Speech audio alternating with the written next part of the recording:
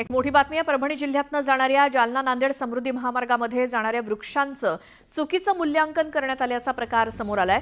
या प्रकरणी कृषी विभागातील 7 जणांवर निलंबनाची कारवाई करण्यात आली आहे। उपविभागीय कृषी अधिकारी यांच्यासह पर्यवेक्षक आणि इतर अधिकाऱ्यांवर ही कारवाई झाली आहे। जिल्ह्यातील 100 कोटींहून अधिकच्या झाडांचं मूल्यांकन करण्यात आलं होतं, परंतु जिल्ह्यातील आचल गोयल यांनी स्थळ पाहणी केल्यानंतर यामध्ये मोठी तफावत दिसून आली। त्यानंतर त्यांनी या प्रकरणाची चौकशी करत या संदर्भातला प्रस्ताव पाठवला होता। अधिक माहितीसाठी जाऊयात। परभणीतनं आमचे प्रतिनिधी विशाल माने आपल्या सोबत आहेत। विशाल, काही झाडांचं मूल्यांकन किंवा मोजणी कशा पद्धतीने करण्यात आली, ज्यामध्ये नंतर चौकशी केल्यावर तफावत आढळली? जिल्ह्यातून जाणारा जालना नांदेड समृद्धी महामार्ग जो आहे या संदर्भातील हे प्रकरण आहे।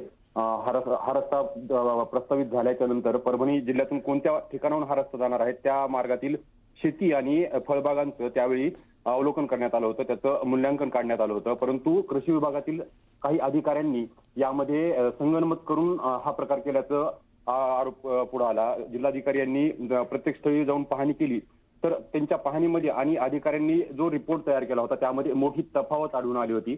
त्यावेळच्या तत्कालीन जिल्हाधिकारी आचल गोयल यांनी 2022-23 सालामध्ये हे प्रकरण आहे आणि त्या काळामध्ये त्यांनी या अधिकाऱ्यांच्या विरोधात निलंबनाची कारवाई प्रस्तावित केली होती। त्यावर हा निर्णय आलेला आहे। विशेष म्हणजे शेतकऱ्यांना अद्याप कोणतीही रक्कम मिळालेली नाहीये, परंतु आर्थिक व्यवहार होण्या अगोदर हे प्रकरण उघडकीस आल्यामुळे कृषी विभागातील एकूण जो काही काळा कारभार चालतो तो समोर आला आहे। त्यामुळे नागरिकांमधून आणि सामाजिक कार्यकर्त्यांमधून याविषयी रोष व्यक्त केला जातोय। आमच्या टॅक्सचा पैसा अशा पद्धतीने अधिकारी चुकीच्या मार्गाने विल्हेवाट लावत आहेत असे देखील आरोप होतोय आणि त्यामुळे आता या प्रकरणामध्ये पुढे काय होतं याकडे सर्वांचं लक्ष लागलेलं आहे। विशाल, धन्यवाद या माहितीसाठी।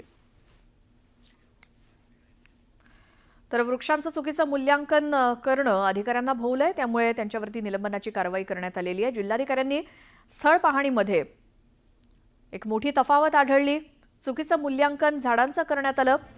समृद्धी महामार्ग ज्या भागातून जाणार आहे त्या विशिष्ट भागामध्ये जे काही वृक्षांचं मूल्यांकन करण्यात आलं त्यामध्ये मोठी तफावत आढळली आणि जिल्हाधिकाऱ्यांनी या संदर्भात चौकशी केल्यानंतर ही तफावत आढळली आणि म्हणूनच कृषी विभागातल्या 7 जणांवरती निलंबनाची कारवाई करण्यात आली।